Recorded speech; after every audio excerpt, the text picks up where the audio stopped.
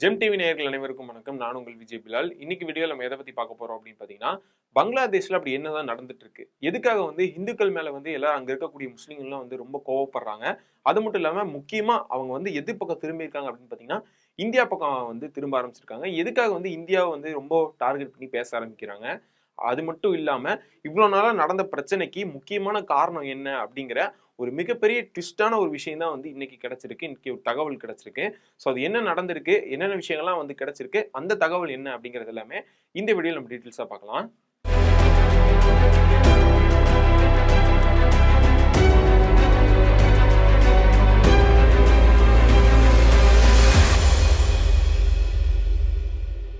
பங்களாதேஷ்ல இப்ப ரீசென்ட்டா நடந்துட்டு இருக்க பிரச்சனைக்கு முன்னாடியே வந்து பார்த்தீங்கன்னா, ஹசீனா அப்படின்னு சொல்லக்கூடியவங்க வந்து அங்க வந்து தலைமை தாங்கி அங்க வந்து பிரதமரா இருந்துட்டு இருந்தாங்க.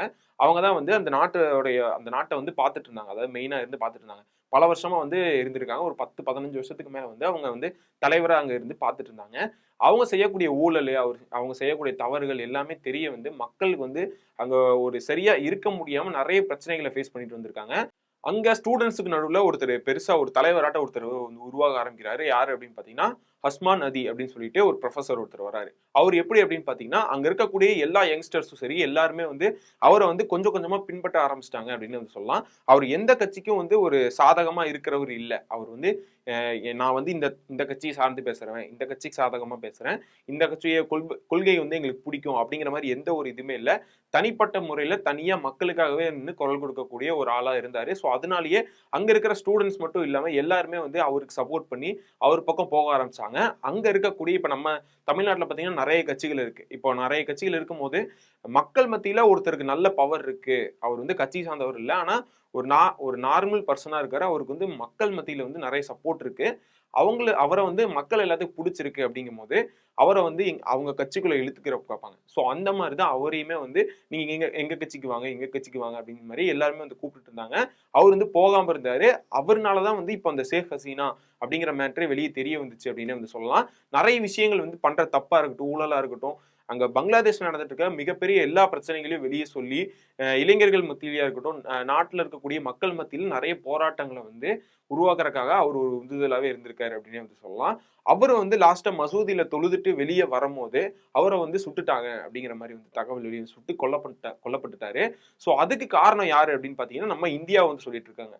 ஏன் இந்தியாவ சொல்றாங்க அப்படின்னு பார்த்தீங்கன்னா, ஷேக் ஹசீனா அவங்க வந்து இப்போ அங்கிருந்து அதாவது அங்கிருந்து தப்பிச்சு அங்க இருக்கிறவங்க ஏதோ பண்ணிருவாங்க அப்படின்னு சொல்லிட்டு, ஏன்னா அவங்களுடைய சொந்தக்காரங்களா இருக்கட்டும், உறவினர்களா இருக்கட்டும், அவருடைய கட்சியை சேர்ந்தவங்களா இருக்கட்டும், எல்லாத்தையும் வந்து நெறைய பேர் வந்து அடிச்சு மக்கள் வந்து அடிச்சு கொன்றுருக்காங்க. அது மட்டும் இல்லாம நெறைய பேத்த வந்து நாடு இங்கிருந்து கிளம்பிரு அப்படிங்கிற மாரி வெளிய தொரத்திலாம் விட்டுருக்காங்க. ஸோ அந்த மாரி வந்து ஹராஸ் பண்ணியிருக்காங்க. இந்த மாரி விஷயங்கள்லாம் பண்ணனால, இவங்க வந்து இவங்களுக்கு ஏதோ ஆயிருமோ அப்படின்னு சொல்லி இந்தியாவுக்கு வந்து வந்து இங்க வந்து தங்கிட்டாங்க. அதாவது பஞ்சம் அதாவது ஒரு மாரி வந்து ஒளிஞ்சுப்பாங்கல்ல. ஸோ அந்த மாரி இந்தியாவுக்கு வந்துட்டாங்க. ஏன்னா இந்தியாவுக்கும் அந்த ஷேக் ஹசீனா அப்படிங்கிறவங்களுக்கும் ஒரு நல்ல உறவு இருக்கு. அதனால வந்து அவங்க இங்க வந்து தங்கிட்டாங்க. ஸோ அவங்கள வந்து திருப்பி அனுப்புங்க அப்படிங்கிற மாரிலாம் வந்து சொல்லிட்டு இருந்தாங்க. அவங்க தான் வந்து இத பண்ணிட்டாங்க. அதாவது அவங்க சப்போர்ட்னால இந்தியா தான் வந்து அவர வந்து சுட்டுட்டாங்க, சுட்டு கொன்னுட்டாங்க அப்படிங்கிற மாரியான ஒரு செய்தி ஃபர்ஸ்ட் வெளிய வருது. இப்போ வந்து பங்களாதேஷ்ல வந்து யாருமே இல்ல. இப்ப தலைமையில வந்து ஒரு தலைமை பொறுப்புல அப்படின்ட்டு அங்க யாருமே இல்ல. அப்ப ஒரு ஃப்ரீயா அந்த இடம் இருக்கு. யார் வேணா மேல வரலாம். அப்படிங்கிற ஒரு சூழ்நிலை இருக்கும்போது, அங்க இருக்கக்கூடிய நார்மல் கட்சியிலிருந்து ஒருத்தர் தலைவரா வந்து வராரு. யாரு அப்படின்னு பார்த்தீங்கன்னா, யூனுஸ் அப்படிங்கிறவரு. இவருக்கு வந்து யாருடைய அதாவது கான்டாக்ட் அப்படிலாம் இருக்கு அப்படின்னு பார்த்தீங்கன்னா, பாகிஸ்தானுக்கும், சைனாக்கு தான். ஃபர்ஸ்ட் இந்த பங்களாதேஷ் இருக்காங்கல்ல, சுதந்திரம் கிடைக்கிறதுக்கு முன்னாடி இவங்க பாகிஸ்தான் இருக்காங்கல்ல, பாகிஸ்தான் கூட தான் சேர்ந்து இருந்தாங்க. பாகிஸ்தான் எங்களுக்கு வேணாம், நாங்க தனி நாடா இருந்துக்கிறோம். எங்க லாங்குவேஜ் வேற. நாங்க வந்து எங்களுக்கு பாகிஸ்தானே வேணாம், நாங்க தனியா இருந்துக்கிறோம். நாங்க வந்து பங்களாதேஷ் அப்படின்ட்டு நாங்க ஒரு தனியா ஒரு நாடா இருந்துக்கிறோம் அப்படின்னு சொல்லி அவங்களுக்கு வந்து நம்ம இந்தியா தான் வந்து சப்போர்ட் பண்ணி அவங்களுக்கு வந்து சுதந்திரம் வாங்கி குடுத்தோம். அது மட்டும் இல்லாம அது வந்து ரஷ்யா, மத்த நாடுகளுக்கு நெறைய எல்லா நாடுகளுக்குமே தெரியும். ஸோ இவங்க அதாவது இப்ப சுதந்திரம் வாங்கி குடுத்து நம்ம நட்புறவா இருக்கக்கூடிய பங்களாதேஷ், இப்ப நமக்கு ஆப்போசிட்டா திரும்பியிருக்காங்கல்ல. ஸோ இதுக்கு வந்து இன்னொரு ரீசனும் வந்து இவரு அப்டின்னே வந்து சொல்லலாம். ஏன்னா இவர் சைனா கூடயும், பாகிஸ்தான் கூடயும் தொடர்புல இருக்கிறனால, நம்ம இந்தியாவை எதிர்க்கிறதுக்காக சைனா கூட சேர்ந்து பாகிஸ்தான் கூட சேர்ந்து நிறைய விஷயங்கள் வந்து போடுறாரு, நிறைய யோசனைகள்லாம் பண்ணிட்டு இருக்காரு அப்படிங்கிற மாதிரியான ஒரு தகவல் இருக்கு. இப்போ அங்க இருக்கக்கூடிய அந்த உஸ்மான் அதி அப்படிங்கிறவர் மட்டும் கொல்லப்பட்டாரு அப்படின்னு சொன்னல. சோ அவர் வந்து ஒரு முஸ்லீமை சேர்ந்தவர். அவர் வந்து கொல்லப்பட்டிருக்காரு. எதுக்காக அப்படின்னு பாத்தீங்கன்னா, இந்த மாதிரி அரசியல் கட்சி தலைவர்கள் இந்த மாதிரி இது பண்ணி கொண்டிருக்காங்க. அவருக்கு அதாவது மக்களுக்கு நடுவில் ஒருத்தர் எந்திரிக்கிறார் அப்படின்னு சொல்லி இவங்க யாரோ வந்து இந்தியால இருந்து தான் வந்து கொண்டிருப்பாங்க அப்படின்னு சொல்லி இந்தியாவுக்கு ஆப்போசிட்டா வந்து நிறைய போராட்டங்கள் பண்ணிட்டு இருந்தாங்க. இப்போ அந்த யூனுஸ் அப்படிங்கிறவர் வந்திருக்காருல்ல. சோ அவர் என்ன பண்றாரு அப்படின்னு பாத்தீங்கன்னா, இதுக்கு வந்து இந்தியா சரியான ஒரு இதை வந்து சொல்லியே ஆகணும், அதாவது பதில் கொடுத்தே ஆகணும் அப்படிங்கிற மாதிரிலாம் வந்து சொல்லிட்டு இருக்காரு. ஷேக் ஹசீனாக்காக தான் இந்தியா வந்து இப்படி பண்ணியிருக்காங்க அப்படின்ட்டு இந்த மாதிரி பேச ஆரம்பிச்சாங்க. இப்ப நம்ம நாட்டுல வந்து சொல்லுவாங்கல்ல, ஏதாவது ஒரு பிரச்சனை நடந்துச்சுன்னா, நீ முஸ்லீம், நீ பாகிஸ்தான்கார, நீ அங்க போ அப்படின்னு சம்பந்தமே எல்லாம் பேசுவாங்கல்ல. அதே மாதிரி அங்க இருக்கக்கூடிய பங்களாதேஷ்ல இருக்கக்கூடிய ஹிந்துஸ வந்து நீங்க வந்து இந்தியாவுக்கு போங்க, இது பங்களாதேஷ், இங்க நீங்க இருக்கக்கூடாது இப்படிங்கிற மாதிரிலாம் பேசிட்டு இருக்காங்க. அதாவது ஒரு பிரச்சனை, அரசியல் பிரச்சனைய அப்படியே இதை மத மத பிரச்சனையா உண்டாக்கி அங்க இருக்கக்கூடியவங்க வந்து அதை சாதகமா எடுத்துக்க பாக்குறாங்க. டோட்டல் பங்களாதேஷ்ல நடக்கிற பிரச்சனையே என்ன அப்படின்னு பாத்தீங்கன்னா அதுதான். சோ அங்க இருக்கக்கூடிய மக்களுக்கு இது கொஞ்சம் கொஞ்சமா தெரிய வர ஆரம்பிச்சிட்டு இருக்கு அப்படின்னு வந்து சொல்லலாம். இப்போ ரீசெண்டா வந்து ஒரு ஹிந்து ஒரு பையனை வந்து அங்க வந்து கொலை பண்ணியிருக்காங்க. அது ரொம்ப கொடூரமான முறையில கொலை பண்ணியிருக்காங்க. நானுமே பார்க்கும்போது அங்க இருக்கிற முஸ்லீம்ஸ்ல சேர்ந்து ஒரு ஹிந்துஸை வந்து அடிச்சு கொண்டிருக்காங்க அப்படின்னு சொல்லும் போது, பாகிஸ்தான்ல தான் வந்து அங்க இருக்கிறவனுக்கு தான் வந்து பயங்கரவாதத்தை ஊக்குவிச்சுட்டு அங்க இருக்கிறவங்க தான் இப்படி பண்ணிட்டு இருக்காங்க அப்படின்னு பார்த்தா, பங்களாதேஷ்ல ஏன் இப்படி பண்றாங்க அப்படிங்கிற மாதிரி நிறைய விஷயங்கள் வந்து பேசப்பட்டு நிறைய நியூஸ் வந்து நாங்க பார்த்துருந்தோம். அப்பதான் ஒரு டீட்டெயில்ஸ் கிடைக்குது. என்ன அப்படின்னு பாத்தீங்கன்னா, இந்த யூனுஸ் அப்படின்னு அவர் இருக்காருல்ல, அவர் மட்டும் இல்லாம அங்க இருக்கக்கூடிய மத்த கட்சிகள் சார்ந்தெல்லாம் இருக்காங்கல்ல, சோ அவங்களோட தூண்டுதல்னால தான் அந்த ஹிந்துவே வந்து கொல்லப்பட்டிருப்பாரு அப்படிங்கிற மாதிரி சொல்றாங்க. இப்போ அங்க இருக்கக்கூடிய ஒரு ஹிந்து வந்து இப்போ நம்ம இங்க இருக்கக்கூடிய ஒரு முஸ்லீமை கொலை பண்றோம் அப்படின்னா, ஏதாவது ஒண்ணு பண்றாரு அப்படின்னா, அவர் வந்து பாகிஸ்தான்ல இருந்து இங்க வந்திருக்கா அப்படின்னு ஒரு ஒரு ஏதோ ஒரு பழிய நிறைய பேர் மேல இந்த மாதிரி போடப்பட்டிருப்பாங்க. இவர் வந்து தீவிரவாதி கூட லிங்க் இருக்கு அப்படிங்கிற மாதிரி நிறைய ஃபேக் நியூஸ் ஒரு முஸ்லீம் மேல போடப்பட்டு இந்த மாதிரிலாம் பண்ணுவாங்க.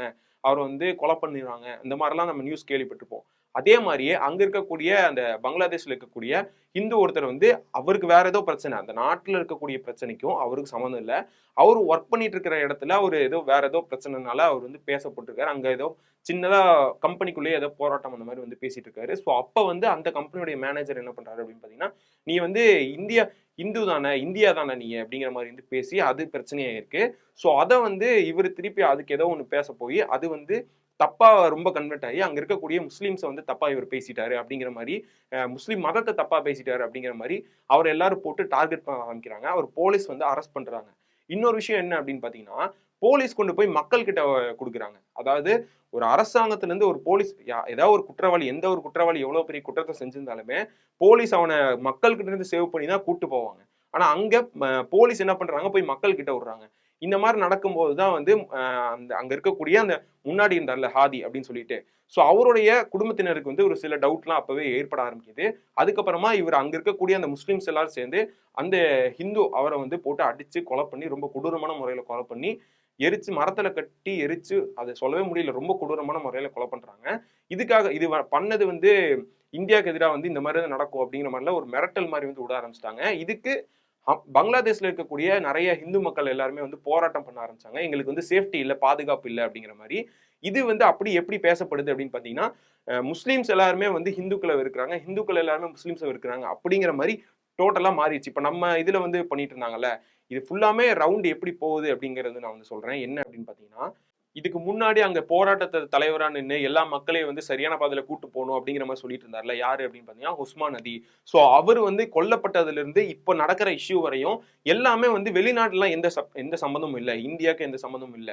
நம்ம பங்களாதேஷ்ல இருக்கக்கூடிய பாலிடிக்ஸ் எல்லாருமே அவங்க அந்த பாலிடிக்ஸ்ல இருக்காங்கல்ல, சோ அவங்க எல்லாரும் தான் காரணம் அப்படின்னு சொல்லி யார் சொல்றாங்க, ப்ரூஃபோட யார் சொல்றாங்க அப்படின்னு பாத்தீங்கன்னா அவருடைய தம்பி, அதாவது அவருடைய பிரதர்ஸ் அவங்க தான் வந்து சொல்றாங்க. என்ன சொல்றாங்க அப்படின்னு பாத்தீங்கன்னா, ஃபர்ஸ்ட் ஸ்டார்டிங்ல அவர் வந்து அந்த தொழுதுட்டு அவங்க வந்து இந்த பிரேயர் போயிட்டு வெளியே வரும்போது அவர் கொல்லப்படுறாருல, அதுக்கு காரணமும் நம்ம உள்நாட்டுக்குள்ள இருக்கக்கூடிய பாலிடிக்ஸ்காரங்க தான் வந்து காரணம் அப்படிங்கிற மாதிரி சொல்றாரு.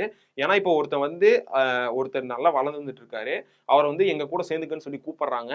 அவர் வரல அப்படின்னு சொல்லும் போது, வேணாம் இவன் இன்னொரு தலைவரா புதுசா உருவாயிருவான், இவன் நமக்கு முன்னாடி போயிருவான் அப்படிங்கிற ஒரு கேள்வினாலேயே இப்ப அந்த இடமும் வந்து ஃப்ரீயா இருக்கு. ஸோ அதனால இவர் இல்லைன்னா நம்ம தான் இந்த பக்கம் போற மாதிரி இருக்கும் அப்படின்னு சொல்லி நிறைய வேற யாரா கூட பண்றதுக்கான வாய்ப்புகள் இருக்கு, அந்த மாதிரிதான் யாரோ பண்ணியிருக்காங்க அப்படின்னு சொல்லி அவர் வந்து சொல்றாரு. அது மட்டும் இல்லாம அந்த ஹிந்து ஒரு பிரதர் ஒருத்தர் வந்து இறந்தார்ல, சோ அவருமே வந்து இவர் என்ன சொல்லியிருக்காரு அப்படின்னு பாத்தீங்கன்னா, அவர் இறந்ததுக்கு எங்களுக்குமே ரொம்ப வருத்தமா இருக்கு. ஆனா கண்டிப்பா எதனால அவர் இறக்கப்பட்டாரு, ஏன் வந்து இப்படி பண்ணாங்க அப்படிங்கிறத வந்து நாங்க கண்டுபிடிச்சே தீருவோம். அது மட்டும் இதுக்கு வந்து இந்தியாவை சம்பந்தமாகவும் எங்களுக்கு உள்ள இருக்கக்கூடிய மக்களுமே இது எதுவும் பண்ணல. வேற ஏதோ பாலிடிக்ஸ்காரங்களுடைய ஒரு தூண்டுதல்னாலதான் வந்து அங்க நடந்திருக்கு அப்படிங்கிற மாதிரி வந்து சொல்றாங்க. ஏன்னா அங்க இருந்தவங்களும் இப்ப நம்ம நம்ம இப்ப கொஞ்ச நாளைக்கு முன்னாடி திருப்பரங்குன்றத்தில் நடந்துச்சு பாத்தீங்களா, அந்த ஊர்ல இருக்கக்கூடிய ஹிந்து மக்களும் சரி, முஸ்லிம் மக்களும் சரி, அவங்க ஒற்றுமையா தான் இருக்காங்க. வேற எவங்களோ உள்ள வந்து நிறைய இது வந்து இந்துக்களை இது பண்றீங்க, கெடுக்குறீங்க, அவங்கள வந்து வெறுக்கிறீங்க நீங்க அப்படிங்கிற மாதிரி என்னென்னமோ பேசிட்டு இருந்தாங்கல்ல. சோ அந்த மாதிரி தான் அங்க வந்து நடந்திருக்கு. முஸ்லிம்ஸ்க்கு ஆப்போசிட்டா பேசுறாங்கன்னு சொல்லி அங்க இருக்கக்கூடிய சில முஸ்லிம்ஸ், அதாவது பாலிடிக்ஸ்ல இருக்கிறவங்கனால தூண்டப்பட்டவங்க தான் வந்து அங்க போய் இந்த மாதிரி கொலை பண்ணியிருக்காங்க அப்படிங்கிற ஒரு நியூஸ் வந்து வெளியே வந்திருக்கு.